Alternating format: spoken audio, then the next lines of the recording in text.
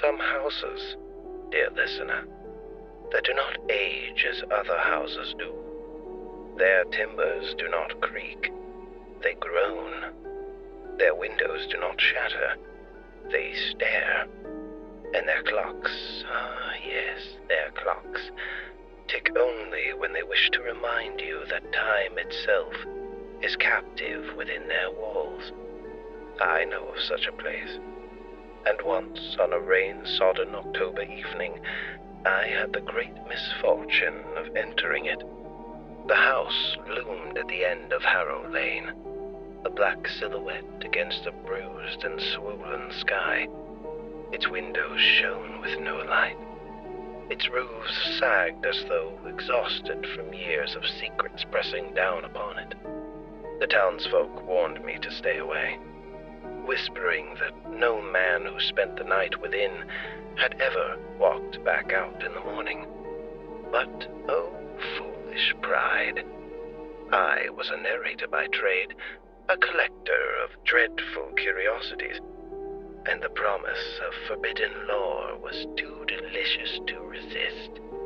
The door opened with a sigh, almost as though it had been waiting. Inside, the air was colder than the grave. Dust lay in heaps so thick they seemed to breathe when disturbed.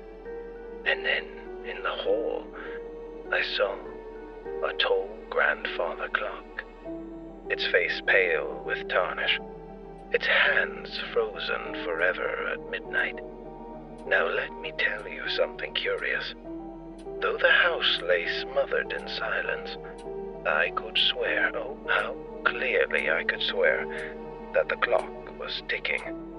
Softly, steadily, maliciously. Yet the hands did not move. I should have left then.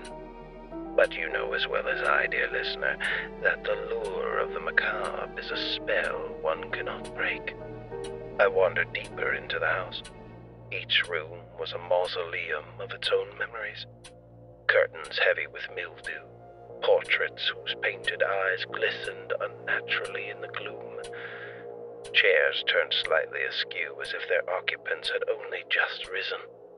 And everywhere, no matter where I stepped, the ticking, louder now, always behind me, never ahead. At last I returned to the hall, only to find the clock's hands no longer at midnight, but at 1. Ah, yes, the hands had moved, but the pendulum hung still. I confess my heart staggered in its cage of ribs. I reached out, compelled, as one is compelled to gaze upon the abyss though it gazes back. My fingers brushed the clock's brass face, and then, with a violence that shattered the silence, the clock struck once. The note rolled through the house like thunder trapped in a coffin. I reeled back as the echo died. I heard another sound, the dragging of feet upon wood. Somewhere upstairs, someone, or something, was walking. My breath was a trembling thing as I ascended the staircase. Each step moaned beneath my weight. Though I swear the house leaned closer to hear me, the tickling followed. Oh, it followed. In every corridor, behind every door, just beyond the corner of my vision. At last I found the source of the shuffling. There, in the attic's dim throat of shadows, a figure stood. It was no living man. The thing was gaunt as parchment, skin stretched so tight across its bones that it glowed with the yellow translucence of a candle flame. Its eyes were deep hollows, yet burning within them was a terrible recognition. It knew me, and within its withered hand it clutched a silver pocket watch, its chain swinging idly as though marking the beat of a heart that should have ceased long ago. And then, oh, how dreadful, the creature smiled. "My hour struck," it whispered, its voice like the crumbling of tombstone marble. "Now yours begins." The pocket watch snapped open. The ticking that had hounded me now roared. Yes, roared, until it was no longer the sound of a mechanism, but of blood, of bone, of veins bursting within the restless march of eternity. My chest burned. My hands clutched my throat as though unseen fingers coiled tight about it. And behind me, echoing from the hall below, the grandfather clock tolled once more. The attic spun around me. The figure stepped closer, its watch gleaming with symbols I had no tongue to name. "Each hour belongs to another," it hissed. "One by one, they join me in the house where the clock stopped. And now..." It raised a bony finger toward my heart. "You are next." I fled. Oh yes, coward though I am, I fled. Down the stairs, through the hall, the air alive with whispers and the brush of unseen hands. The portraits grinned as I passed, their mouths splitting wider, dripping black paint like tar. I reached the door, my salvation, and I wrenched it open. But beyond the threshold there was no storm, no street, no world that I knew.